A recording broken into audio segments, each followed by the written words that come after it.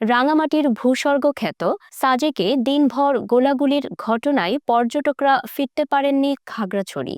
পর্যটকদের নিরাপত্তার কথা বিবেচনা করে বুধবার ৪ ডিসেম্বর সাজেক ভ্রমণের বিধিনিষেধ দিয়েছে জেলা প্রশাসন। মঙ্গলবার ৩ ডিসেম্বর রাতে বিষয়টি নিশ্চিত করেছেন রাঙামাটির জেলা প্রশাসক মোহাম্মদ মুশাররফ হোসেন খান।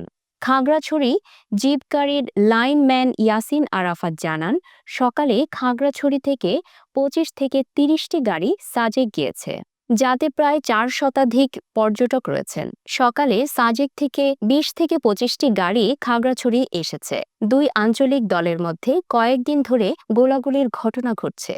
পর্যটকদের নিরাপত্তার কথা বিবেচনা করে বিকেলে কোনো পর্যটক গাড়ি সাজেক থেকে খাগড়াছড়ি আসেনি। সাজেক রিসোর্ট মালিক সমিতির যুগ্ম সাধারণ সম্পাদক মতিজয় ত্রিপুরা বলেন, সাজেক ও মাচালংয়ের ৭ নং ওয়ার্ডের শিবপাড়া নামক এলাকায় এই গোলাগুলির ঘটনা ঘটে, যা পর্যটন কেন্দ্র থেকে প্রায় ২০ কিলোমিটার দূরে। গোলাগুলির কারণে বিকেলে প্রায় ১০টি পর্যটকবাহী গাড়ি সাজেক ছেড়ে যায়নি।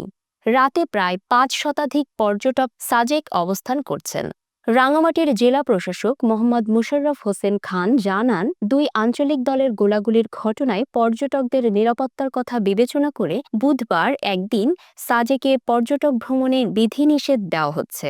পরিস্থিতি বিবেচনা করে পরে সিদ্ধান্ত নেওয়া হবে। যারা আছেন তাদের নিরাপদে কাল ফিরিয়ে আনা হবে।